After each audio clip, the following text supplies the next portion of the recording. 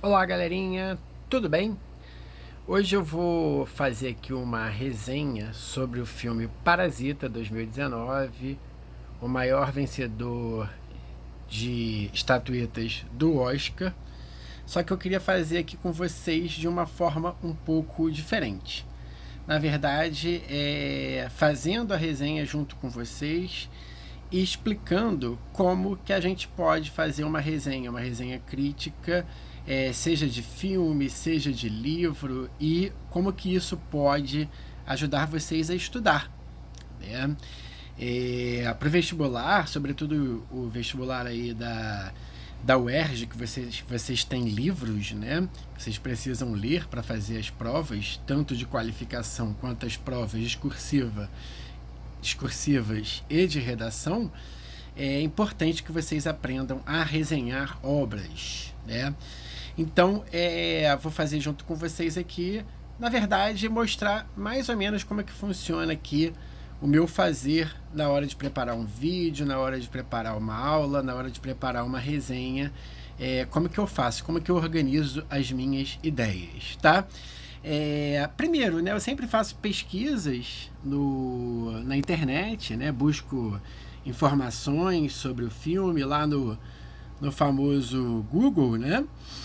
Então aqui ó, a gente tem informações sobre o filme, críticas, outras resenhas, vídeos, né? E também aqui nós temos imagens, certo? E essa imagem aqui já chama bastante atenção. Olha que interessante, esse é um dos cartazes de divulgação do filme Parasita.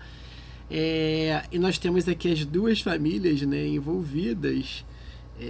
São as duas famílias protagonistas da história, os Kim e os Park, e eles todos vedados, né, com os olhos vedados. Então, todos não entendem a sua relevância social, né? Nós temos aqui uma crítica e um pôster já de divulgação do filme bastante interessante, né? Colocando todos, ricos e pobres, lado a lado, certo? Então eu começo sempre assim, fazendo pesquisas, lendo, vendo filme, né? E vou lá fazer o meu brainstorm. Como o Lucas Alves, o nosso aluno do pré, né? Futuro professor, meu monitor nas minhas aulas, ele colocou aqui um comentário sobre o filme O Coringa, né? E me deu essa ideia de fazer essa resenha de uma maneira diferente, de uma maneira a explicar como que eu faço uma resenha, como que eu organizo minhas ideias. Bom, então eu botei ali em cima o Parasita 2019, e coloco, eu gosto de fazer muito isso, tanto em livros quanto em filmes. Eu gosto de pegar algumas frases que para mim são importantes, né, algumas frases de personagens que para mim são importantes. Eu fiz aqui de um jeitinho não muito correto, né, porque eu não botei aqui quem são os emissores dessas frases, tá? Mas de qualquer forma eu sei de cabeça, né, quem vai estar ali emitindo essas frases, né? E então eu separo elas aqui, né? Então a primeira frase que eu separei dizem que essa pedra traz riqueza material às famílias. Isso é tão metafórico, né? Quando o amigo da família Kim, né, dá uma pedra de presente para eles, né? E eles travam aí esse diálogo. Bom, ela pode parecer uma ovelha, mas por dentro é uma raposa. É. O menino, né, protagonista da família Kim, falando da irmã dele, né? Mesmo quando ele parece estar prestes a passar dos limites, ele nunca passa do limite. O Sr. Park falando do motorista, o patriarca da família Kim. É por isso que as pessoas não devem fazer planos, pois sem planos nada pode dar errado. É uma frase aí do protagonista, né, do menino, do jovem da família Kim. Ela é ingênua porque ela é rica. Melhor dizendo, só pode ser despreocupada porque é rica. Uma frase aí da menina, né, da filha da família Kim, que vai dar aula ali pro menino rico, né, de arte e terapia, falando sobre a senhora Park.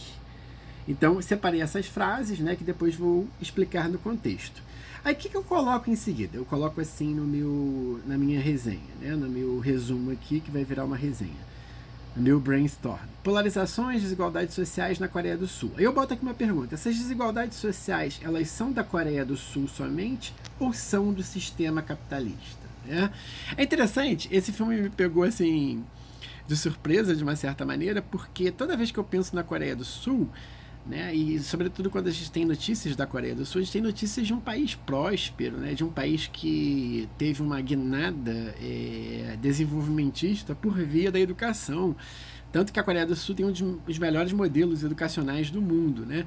Então, quando um filme como Parasita, né, ele fala de desigualdade social da Coreia do Sul, né, me espantou muito, mas ao mesmo tempo foi muito bacana, né, porque dá para perceber que é um problema global e não é um problema somente da Coreia do Sul.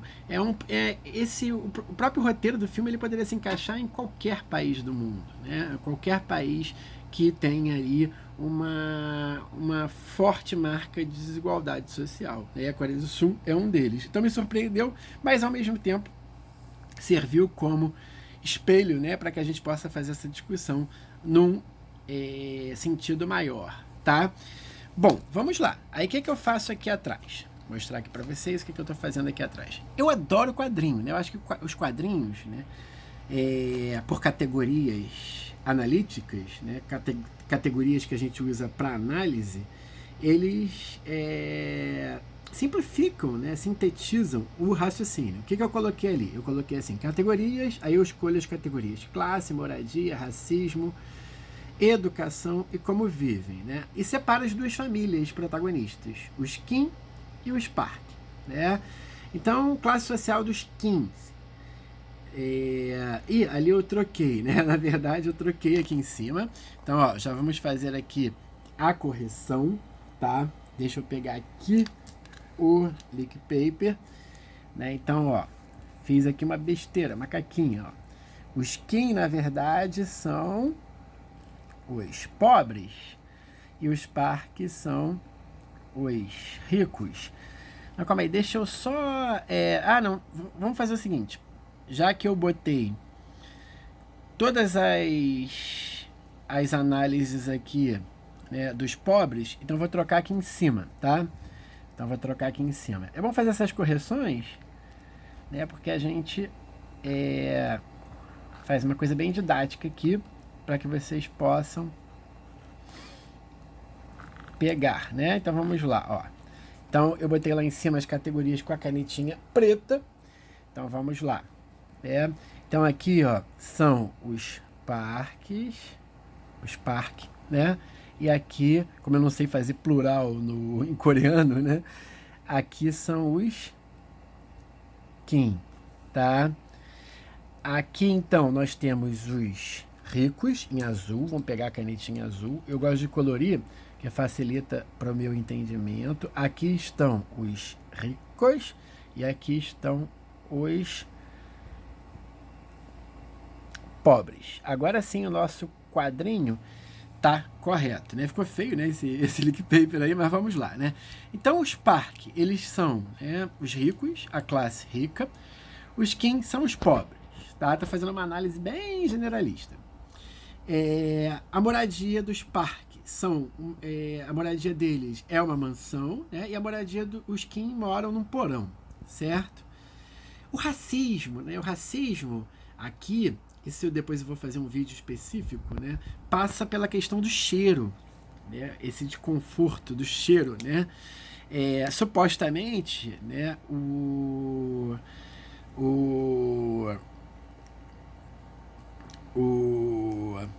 E agora que eu tô vendo aqui que a gente fez uma besteira, né? Eu troquei ele em cima, né? Mas eu não troquei aqui embaixo. Aqui as categorias estão invertidas. Bom, então vamos fazer o seguinte, para não ficar muito confuso, né? Vamos trocar assim, ó, fazer uma seta. Tá vendo? Isso você vai ter que fazer no seu resumo, né, em todo momento, né? Tá vendo? Trocar aqui, tá? Então a informação que tá à esquerda é da direita é da esquerda, tá? Então vamos lá. Os Park, né, no caso, eles têm um cheiro bom, eles têm acesso a cosmético, eles são ricos, né? E os Kim, eles têm um cheiro ruim. Então existe um racismo passa pela questão do cheiro, né? Então, no tocante a isso, né, o racismo é tratado de uma maneira bastante diferente no filme. Então, como eu quero falar disso futuramente, né, dar mais ênfase a isso, vou pegar essa canetinha aqui, verdinha, que é uma para mim, né, no meu olhar, essa é uma questão importante no filme e já vou colocar aqui, tá? Para eu lembrar futuramente de falar sobre essa questão. Bom, de qualquer forma, né, os Park têm acesso à educação, tanto que uma das formas da família quem entrar, né, na casa dos Park são, né, né, através da educação. O menino ele forja ali um diploma, né, ele vai como professor, né, professor de inglês, né, então tem aí também uma questão cultural do domínio da língua inglesa, né, sobre o coreano, né, então é importante falar inglês, né, para a classe privilegiada. E os Kim não têm acesso à educação formal, né? Eles não têm acesso à faculdade, né? Tanto que eles têm uma admiração pelo amigo, né? Que oferece esse trabalho. Ele vai morar fora da Coreia, né? E oferece esse trabalho, o trabalho que ele fazia na casa dos Park, correto? Como vivem, né?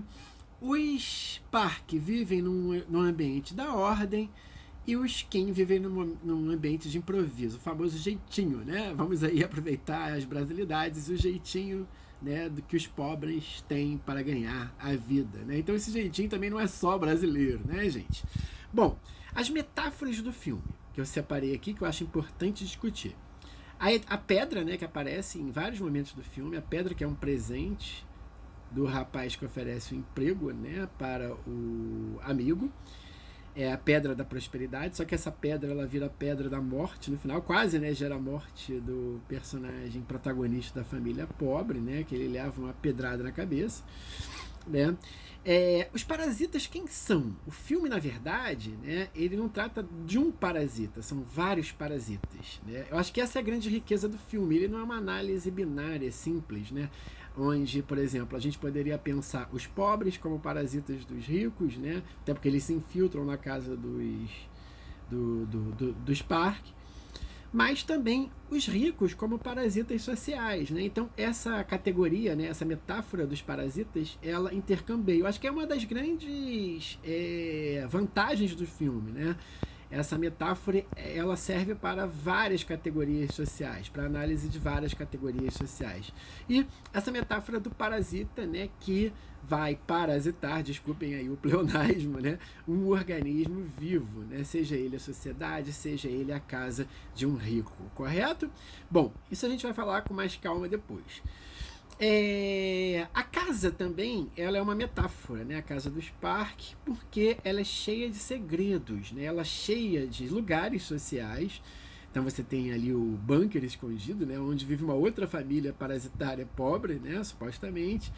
E que a gente descobre de acordo com a narrativa, né? E as fronteiras, né, entre esses espaços da casa, né? Fronteiras, né, que segundo o Sr. Park você pode passar ou não pode, deve ou não deve, que isso gera um incômodo ou não, certo? Então a casa também, para mim, né, na minha concepção, na minha análise, ela é uma categoria aí simbólica de análise, correto? Outra coisa que eu separei aqui como importante, né? Impossibilidade de solidariedade entre os pobres, empregados, os subalternos, né? Quando, é interessante, né? Quando os Kim descobrem, né, que a família que trabalhava ali anteriormente, né, sobretudo a matriarca, né, que cuidava ali da casa, né, aquela que tem alergia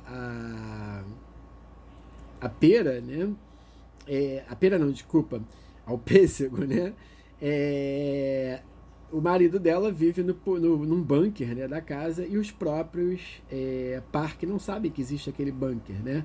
O único que tem contato diretamente com o marido, né, da matriarca que cuida ali da casa, né, da empregada que cuida da casa, é o menino, né? O menino, nos desenhos, né? Nas pinturas do menino, sempre aparece o cara que vive ali no bunker, né? Também tem uma questão simbólica ali importante nos desenhos do menino, né? E é interessante porque em nenhum momento, né, eles conseguem criar uma solidariedade entre pobres, né? Tanto que quando é descoberta, né, lá com o marido no bunker, né, a ex-empregada, né, ela tenta dialogar, tenta ali negociar uma solidariedade entre pobres, né? Mas não rola, né? Até porque eles ficam ali disputando realmente, né, o lugar de parasita daquela casa, né? É interessante essa impossibilidade de solidariedade entre os pobres, entre classes, né? Deles se entenderem no mesmo lugar social, tá? E separei como uma última questão aqui a questão da chuva, né? E os olhares sobre a chuva, né? Quando tem aquele momento da chuva, então os Park, né, estão com o filho brincando na varanda e eles estão vendo a brincadeira do filho, né? Ele estende ali uma tenda, né? Que ele compra, né? Que a mãe compra nos Estados Unidos para o menino, né? E eles ficam confortavelmente olhando a chuva e o menino brincar na varanda, né? Então, para os Park, né? Para esse grupo privilegiado, a chuva é um grande espetáculo, né? Tanto que aquela porta-janela, né? Como se fosse uma tela de cinema, né? Então eles ficam como espectadores, né? Sem nenhum problema, né? E com todo o conforto do mundo. E para os Kim, né? A família pobre, a chuva vai gerar o quê? Enchente, né? Eles vão chegar lá no porão, na casa deles, vai estar tudo alagado, vai estar um cenário totalmente caótico e eles vão dormir, né? Passar a noite num abrigo público, certo? Então, para eles, a chuva representa o caos. Então, os olhares sobre a chuva e os efeitos da chuva sobre a cidade, né? A cidade aí partida metaforicamente no filme, né? É bastante diferente. Então, gente, foram essas, a princípio, né, as análises, tá, que eu coloquei aqui na minha organização para fazer essa resenha. E eu queria passar esse modelinho que eu costumo fazer tanto para análise